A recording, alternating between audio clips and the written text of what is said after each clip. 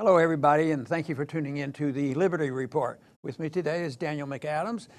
Of course, he's our co-host. And Daniel, today I understand we have something different, and you're in charge. You're going to be asking me a few questions. Is that correct? Yes, I've been promoted for the day. But here's what we need to talk about, which is your new book, Ron Paul's new book, The Revolution at 10 Years. We worked on it. We've worked on it for a while. We actually did an advanced little party at our conference in September where we had kind of a pre-introduction of the book. And we sold a few copies, but now we want to talk about it on the show because we want to have everyone to have an opportunity to purchase the book. We have a special offer at the end. But we need to talk about this book. 10 years since 2007, 10 years since Ron Paul exploded onto the scene. And, you know, you write down an important date in the book, and very early on, and it's the date December 16th, 2007. Why is that so important? Well, this was when we caught the attention of the media and other politicians, and that's when we had a fundraiser which broke all records. I think it was over $6 million, and it was on the Boston Tea Party Day, celebrating the Boston Tea Party, and the beginning really of, of this whole movement that has been more recent of the Tea Party, the modern day Tea Party movement, which we will talk about it because we felt like we were participating and the supporters started it, but of course it didn't remain the same way. But on that date, it was really amazing. I remember Kent Snyder, our chairman at the time, he says, this set a goal of, you know, because he had heard about this, let's set a goal and see if they would donate $500,000.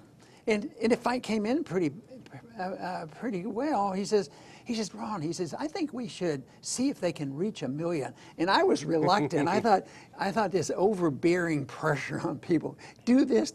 Well, they've already done it. And I knew what the supporters were like. The supporters weren't the part of the military-industrial complex. There were a lot of college students, and I saw them as not having that much money.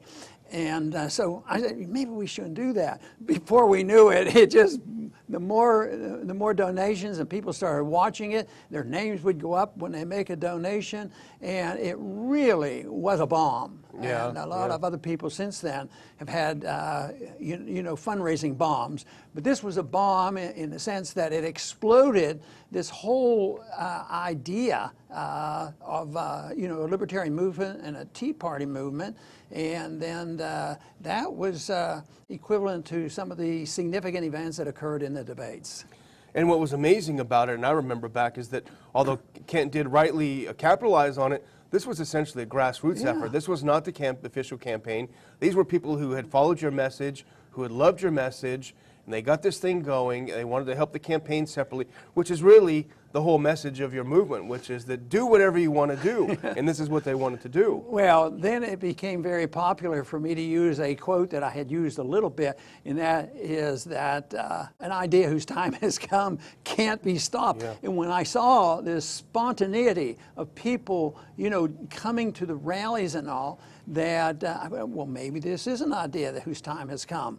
People today now are refuting this. They'd like to say, oh, no, it was all fake, it's over and done with. And, of course, the book is to explain how I saw things back then and where we are now, and maybe try to explain why some people think and maybe are fearful that this revolution is over and done with, because obviously I didn't win the presidency, and we don't have enough to influence the House of Representatives. We have a good senator or two, you know.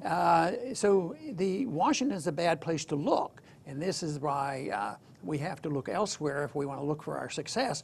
But I do challenge those who say that it was, you know, it was a blip. a blip on the radar and it's over and done with. I don't think ideas are like this. I believe these ideas are significant. I believe this system that we have today is doomed to failure, and something has to replace it, but it's up for grabs on what the replacement would be. And I've predicted that when this comes down on us, it will be every bit as significant as the collapse of the Soviet system. And there's a lot of things going on internationally. There's a lot of things going on in this country, in spite of the fact that there's a lot of complacency too, because there's a lot of rich people getting richer every day, but that might be part of the problem, because we also see this underemployment and the labor participation rate is not right, and there's more inflation. So there's a lot of concern, but I do not believe for a minute that we have been disappeared. I think we're alive and well, and I try to make that point in the book. And you capture it perfectly in a quote that's very early in the book. I think this captures the theme of the book, and I'll read it in a second, but I have to say, when you first said that you were writing a book with this theme and title, I thought it was great, and I was excited. When I started reading it, I started getting a little disappointed, because I thought it was going to be all about the great past, but then I realized, of course, it's not nostalgia at all. The book is not about nostalgia, and here's how you describe it. Though the revolution of 2007 is essentially forgotten in a political sense, the ideology it inspired is very much alive. And that, in the thumbnail, that is the book. Yeah, that was the whole purpose of encouraging people.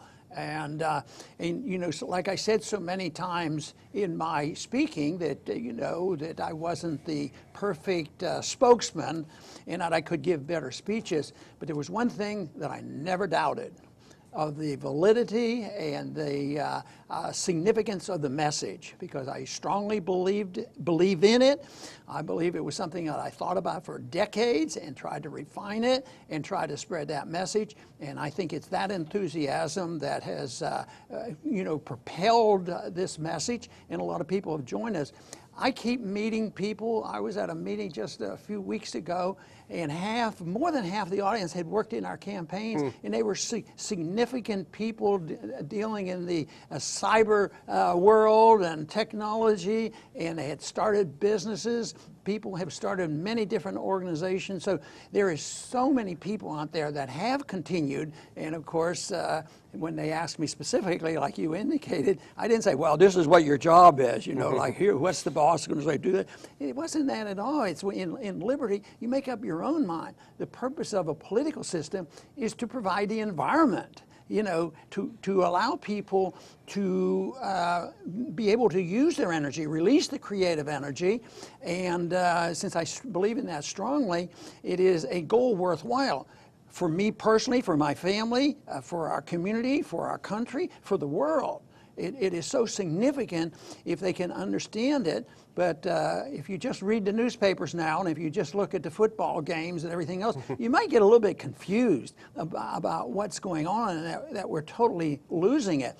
But I can still go to the college campuses and come away feeling pretty good, about how these young people are responding. And I still do that, and it still gives me a lot of energy, just as it did back then. It was that people gave me a lot of credit for energizing them, but because there was so much spontaneous activity, whether it was in fundraising or even sending a message.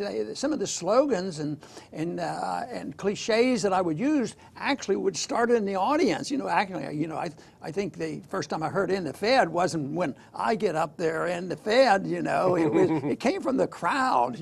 So that meant people did know and understand. Yeah, a lot of people came and they wanted to know about it, and they got converted on. But there's a lot of them that had already been influenced by the ideas of libertarianism, Austrian economics, and it was a result of groups like the Mises Institute that were, present and were educating people outside and in spite of the government schools.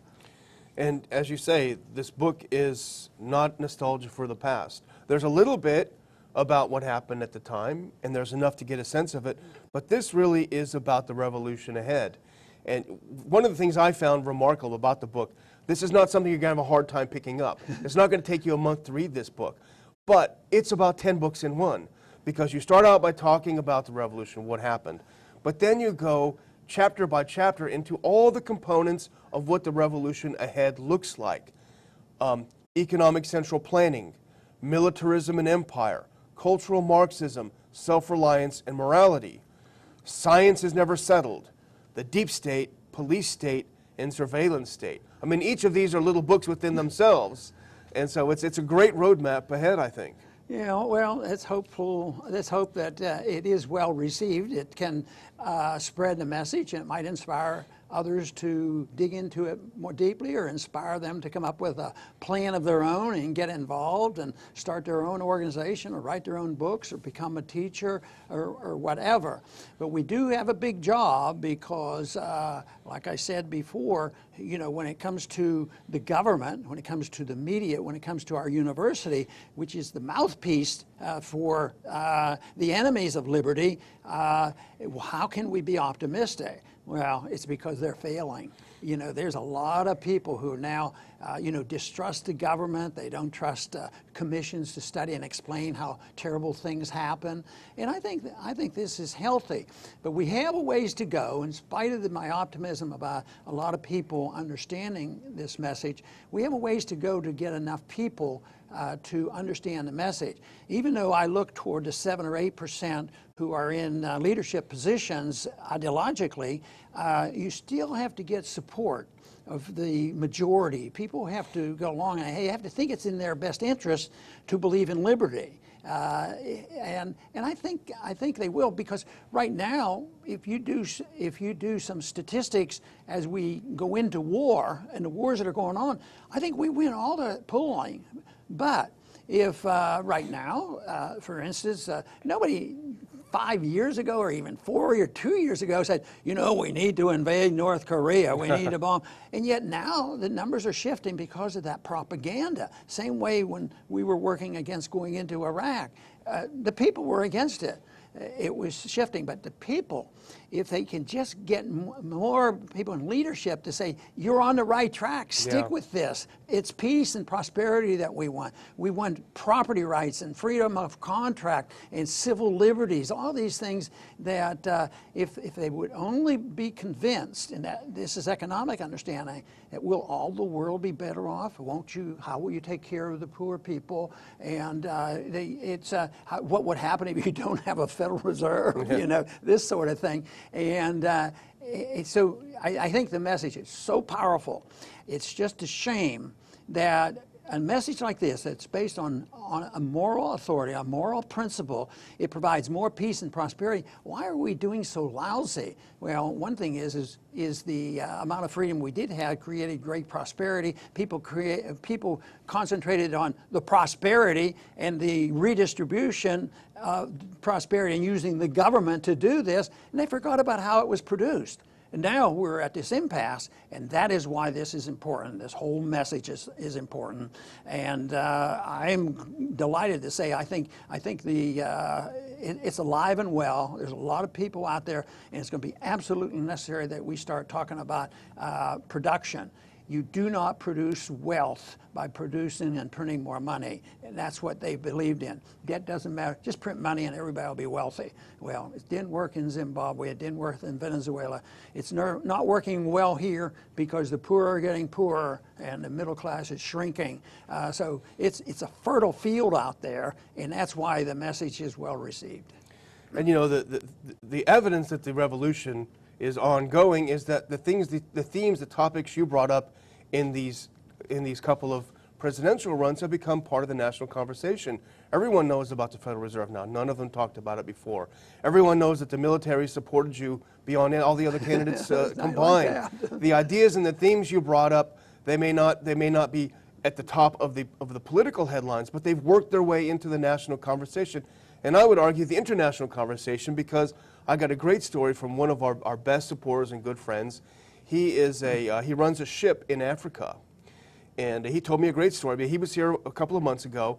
We gave him a bunch of Ron Paul T-shirts because his crew are mostly Nigerian Americans, and he wanted them to have Ron Paul shirts on, you know. So he told me the other day, they all in the airport, all of his crew were Nigerians with Ron Paul T-shirts, It just happened that a group of Nigerian Americans had landed at the airport at the same time.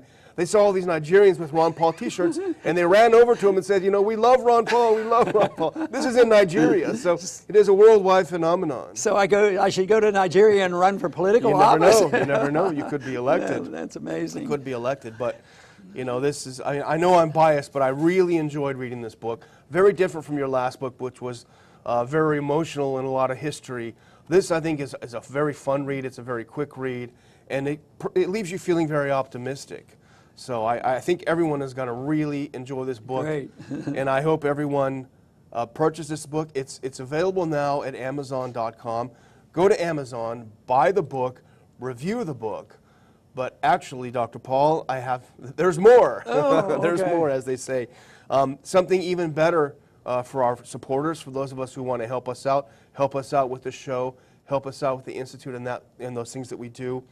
For the month of October, for a $100 contribution to the Ron Paul Institute, and I'll have the email here, if you make a $100 contribution, Dr. Paul, I'm putting you on the hook here, Dr. Paul will personalize your book, your copy of the book for you. He'll address it to you or to a family member or a friend, and he'll sign it himself. If you make this purchase, if you send us a $100 donation, you will get a book that's personalized from Ron Paul. How is that for a deal? That sounds pretty good. We might stay in business for a few more months then. Well, people are always asking, how can we support what we do? We enjoy the show, we enjoy the conferences, we enjoy the website, and this is one way you can help us out and get a great piece of history. Sounds good to me. Well, Dr. Paul, I'm going to close the show out. I'm going to thank you for joining me with the Liberty Report. And I hope everyone gets this book and reads it. You're going to have a lot of fun. Get a bunch of copies and send them to your friends. I want to thank everyone for tuning in to the Liberty Report today, and please come back soon.